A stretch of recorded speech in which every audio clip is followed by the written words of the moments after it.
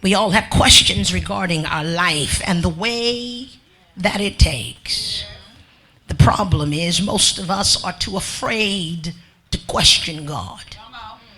But tonight God has granted me the grace to make this case. God versus creation. We've sung songs about it. We've written poetry and plays about it. About the decision of God allowing certain things to happen to us. And questioning why. Lord, why did it happen this way? And why did you allow it to happen to me? I thought if I prayed and lived right, everything would be all right. I am not different from you in our quest to finding out the mind of God as it relates to his decisions concerning our life. I too have sat on the edge of my bedside crying, questioning God as to why he allowed certain things to happen to me. It would seem that if I am his anointed, if I am his chosen, if he has his hand on me, then surely goodness and mercy would follow me all the days of my life. And as I began to ponder this in my mind, I began to talk to God, and God began to talk back to me. And I told God, I said, God, tonight I'm going to put you on the stand. And I'm going to speak for Job posthumously. I'm going to speak in behalf of those that are not here anymore, and those of us that are here that have not spoken these words through our lips for fear of blasphemy. For we must be careful how we address God. Must be a very sure defense in how we handle the God of our creation. There are many of us that have had much heartache in this life, and some of the heartache have come after we've drawn closest to God. I don't know if I'm the only one that can attest to this. It seems like the closer I got to God, the more trials and pain came. The more I stretched out in faith, it seems like doubt circulated my world. And the more I prayed and I began to trust that things were changing, things actually got worse. And I wanted to know from God, is this some kind of joke that you would allow me, your chosen servant, to suffer so much pain? And I know that you're God, and we've been taught by our parents not to question God. But God created us with the ability to ask questions rhetorical and questions non-rhetorical. He gave us the power to think and to discuss. And tonight I take the liberty as his creation to ask some things that you've been wanting to know. God, why me? One of the greatest songs that have been written to date is a song entitled I Won't Complain. The songwriter pins, I've had some good days. He said, I've had some hills to climb, but I've asked the question, Lord, why so much pain? The writer goes on to say, but he knows what's best for me. I don't have a problem with God knowing what's best for me, but help me to understand why this thing that has come to almost take me out of here is best for me. Why is my life being on public display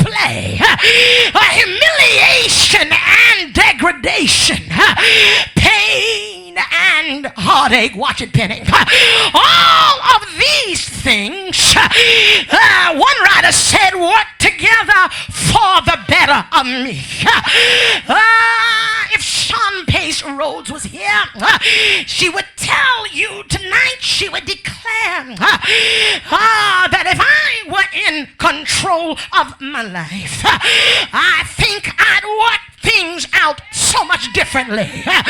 She said there'd be no pain, there'd be no misery. All of these things, she said, I would be scot-free. But there is the answer to it all. I didn't create myself. Look at somebody and ask them, have you ever got mad at God because you didn't understand? Oh, ain't no sense in acting deep with me tonight, because we know the truth of the matter is all of us have gotten angry and frustrated with God. It doesn't mean you're sinning, you're going to hell because you got angry. The Bible said, be angry but sin not. Just know that he's God. Anger happens to be an emotion that he imputed in you. So if I am angry, it is because he is angry. It is because he has given me what is in himself. And from time to time I began to question his purpose for my life. God, why is it that you would allow me to go through this and then tell me to praise you? When I praise you, I'm praising you. Sometimes under great frustration. I'm praising you, and sometimes, to be quite frank, I don't even know why. Why am I praising you? Ain't got no money in the bank. Why am I praising you? I lost my job. Why am I praising you? Husband acting crazy. Kids ain't doing right. Church ain't doing what it ought to do. Why am I praising you? Come on, you know you ought to be real tonight. You know you've asked yourself these questions. He already knows the intent and the content of your heart.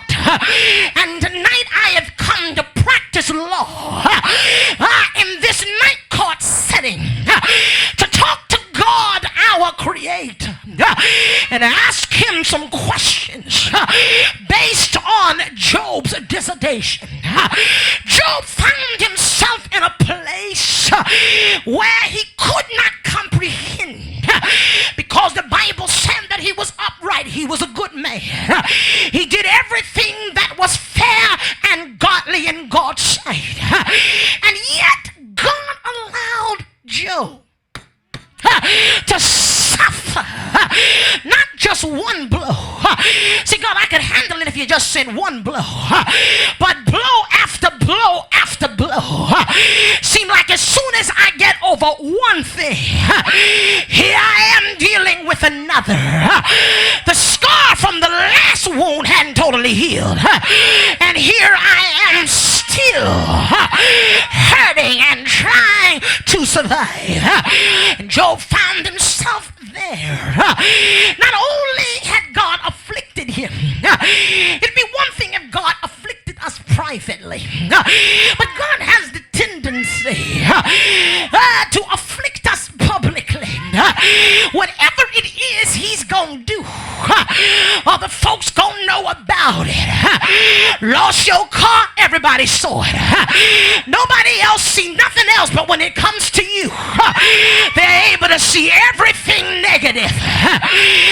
Marriage acting up. Somebody was peeking out the window when he left the house. And God, you know I've been preaching and believing you, and it seems like my testimony has come back to slap me in the face. I've been speaking about your grace and your mercy, talking about your tender kindness and your blessing, and here it is. Sometimes I don't have money to put gas in my car. Here it is. I don't know how I'm gonna make it from week to week sometime. God, I got a question. How come? Job found himself there. As much as you love God, ain't no sense in acting all religious tonight. Ain't no sense in trying to act like whatever he does, I'm all right. There's times that I don't understand. And when we don't understand something out of humanity's ignorance, we have the tendency to respond irrationally. But I came by tonight to work on both sides of defense. Job found himself in the same predicament.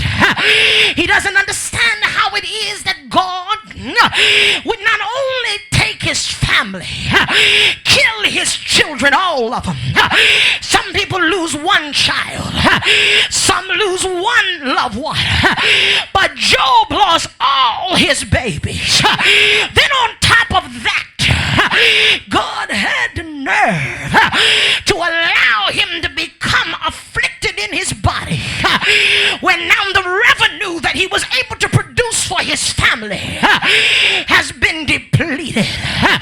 His livestock that gave him the monetary means to survive have all died. And what is he left with? A miserable comforter.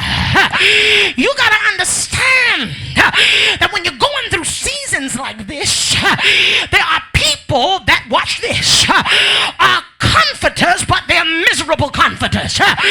They'll sit around you and remind you of what you're dealing with. They'll cause you to believe that you've done something wrong, and maybe, just maybe, you failed God in some way or the other. I call those miserable comforters. And you'll always have one of them around, never speaking faith, never speaking any words of encouragement, but they subliminally make jabs at you. You know, if you had done this, that would not have happened. And maybe, just maybe, God is mad at you. Maybe you ought to get it together. Honey, I came by to talk to somebody tonight to let you know that God had this way planned from the foundation of the world. Whatever your purpose is in life, it is automatically attached to a trial. Let me say that again. Whatever your purpose and assignment is in life, it is automatically attached to a trial. The greater the assignment, the greater the purpose, the greater the trial. The problem is, God doesn't tell us our assignment. It is our trial that defines who we are and what we shall be. I wish I had somebody praying for me. And so Job finds himself in a predicament in life where he does not realize that he is actually being defined. Look at somebody and tell them, you ain't dying, you're being defined. It ain't over. God is defining you so that you can understand who you are for once in your life. I know you think you know who you are because you've been with you for 20, 30, 40 years, but you hadn't even begun to tap into the power and the anointing that's in and on your life. You didn't even know what you could handle until handle couldn't handle no more. Slap your neighbor upside the hand and say, neighbor, I just want to know how come. And somehow he finds himself in a predicament, and he, if you will, takes God to court, takes him, if you will, to an emotional place where he tries God, and he begins now to sequester him, and he says, God, this life that you've given me, I just want you to know that I hate it. Your Honor, if you will, can I just tell God how I feel? Yes, Job, talk about it. God, I hate my life. If you had never created me, none of this would have ever happened. I'm putting it all out on the table. I ain't trying to front no more. I'm not trying to play cute. I'm tired. Because every time I turn around, something is happening. And it ain't never nothing good. And when good does come, it only stays for a few minutes. Is there anybody in here that has ever felt like is temporary, but look like bad is eternal. Oh, I wish I had somebody in here. I feel like preaching. Your Honor, I want to ask God a question. What is it, Job? Please present your case. God, I want to ask you something. How come I feel like you got issues with me? Is there anybody in here that ever felt like the widow woman that when a prophet came to her house in Zarephath, God blessed her, then turned around and took her baby?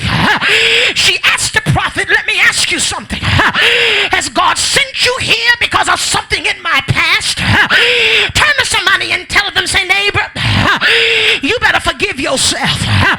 You better understand that God is not an immature God. He don't play tit for tat. He ain't gonna hold you for something that happened 10 years ago. I told you you're in your defining moment. Look at your neighbor and tell them he's defining me.